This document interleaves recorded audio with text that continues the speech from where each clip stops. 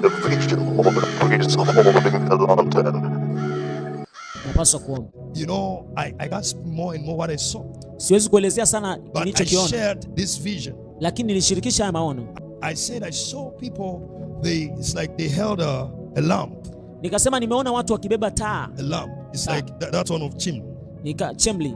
And some of them, Na baadhi yao the fire in their chimney, the light, taa kwenye ile light went chimney off. imezimika. And some of them, Na baadhi yao they had their lamp with the light, walikuwa na chimney zile but zina they mwanga, hid them. lakini wamezificha. They hid them. Wamezificha.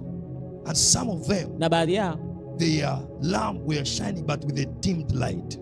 taa zao zilikuwa With zinang'aa, a lakini dimmed light. mwanga hafifu. With a dimmed light. Mwanga hafifu. And I saw some people Na nikaona baadhi ya watu among that group of people. kwenye hilo kundi la watu, It's like they bowed down like this ni with kama sorrow, walikuwa wameinama and kwa they hid their masikitiko, lamp. wakaficha And the taa Holy zao. Spirit told me, Na Roho wa Mungu akaniambia these are the people hawa ni watu who are supposed to pray. wanaopaswa kuomba. Some that you see their lamp, the fires went off. Baadhi unaona moto umezimika kwenye These taa are the zao. ones that were supposed to pray but are not praying Hawa ndio wale walipaswa kuomba ila hawaombi for the nation. kwa ajili ya Tanzania. taifa Tanzania.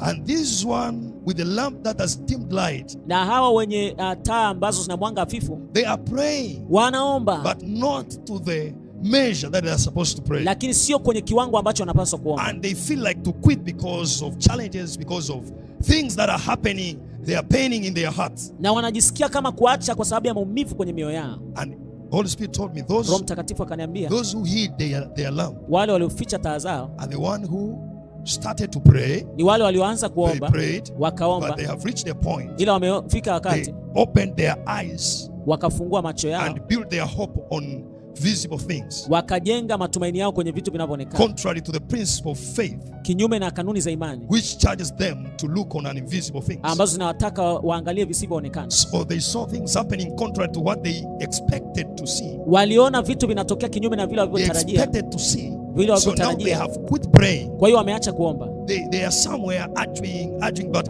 they don't pray. Wako mahali wanabishana, lakini hawaombi.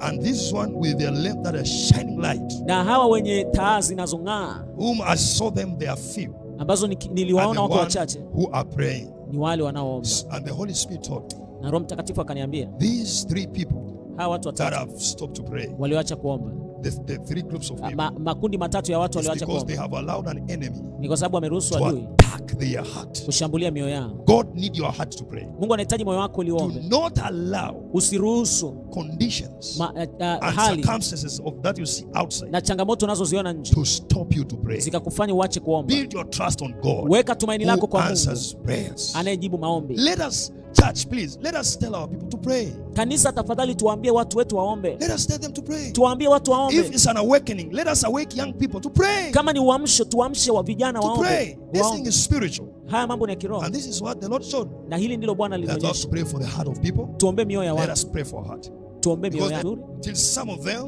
Na baadhi yao will rise and pray, watasimama kuomba and others will see like there is something is not right here. na wataona kuna kitu hakiko sawa. But that's what the Holy Spirit showed me. Na ndicho Roho Mtakatifu alinionyesha. Thereafter, Halafu hapo baada ya hapo the great and new nation of Tanzania, taifa kubwa na zuri la Tanzania you will see it rising utaona likiinuka with glory na utukufu because we pray. kwa sababu So tumeomba. there is hope for us to pray Kwa kuna tumaini la sisi kuomba for our nation.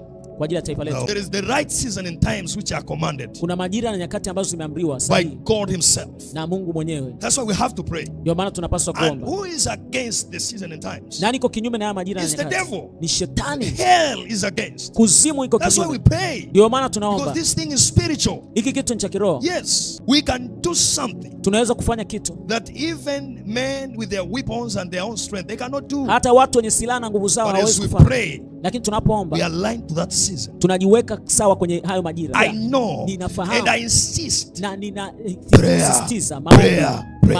maombi. Let us preserve our generation.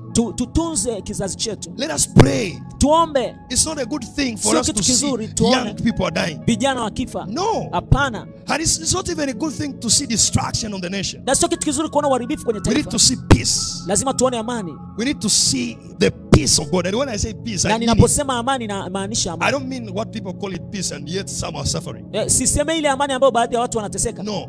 I am speaking the peace that comes from the spirit. Nazungumzia amani tokayo rohoni. That the heart of people will be settled. Kwamba mioyo ya watu itatulizwa. So let us pray for them. Tuwaombee.